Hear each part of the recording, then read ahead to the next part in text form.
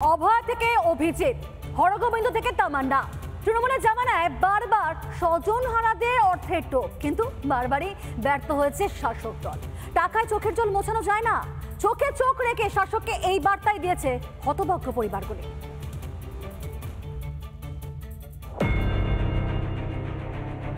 সবাই বুঝতে পারছে, সবাই দেখতে পারছে, তবু লজ্জা নেই। জনসাধারণের মুখে কুলুপ দিতে টাকার বস্তা হাতে ঘুরছে শাসক।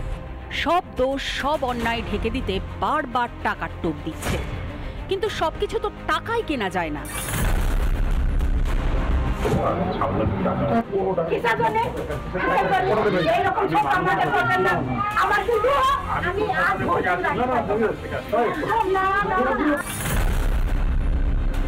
কোনো প্রশাসনের উপরে আমাদের আস্থা নেই। শুধু পুলিশ নয়, মুখ্যমন্ত্রী নিজেও আমাদের টাকার অফার করেছেন এবং পরবর্তীকালে আমাদের 4 কোটি টাকা দেওয়ার প্রস্তাবও এসছে। কেন এই পরস্পরই তো আমাদের দিয়েছিল 40 লাখ টাকা দেবে, একটা বুলেট দেবে এবং মাসে মাসে 25,000 টাকা, যাতে সেই বুলেটে তেল ভরিয়ে চলতে পারি।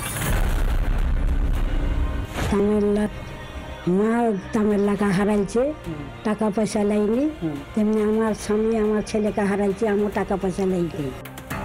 আরজিকর কাণ্ডের অভয় থেকে মুর্শিদাবাদের হরগোবিন্দ দাস, বিজেপি কর্মী অভিজিৎ থেকে কালীগঞ্জের ছোট্ট তামান্না। তৃণমূলের জমানায় একের পর এক স্বজনহারাদের বুক ফাটা কান্না।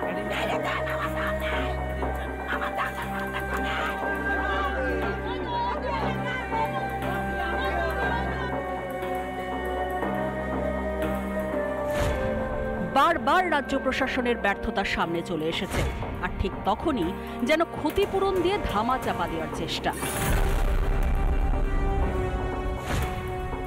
কিন্তু টাকা দিয়ে যে সবকিছু কেনা যায় না, সেটাই শাসককে চোখে চোখ রেখে বুঝিয়ে দিয়েছে অভয় কিংবা তামান্নার পরিবার।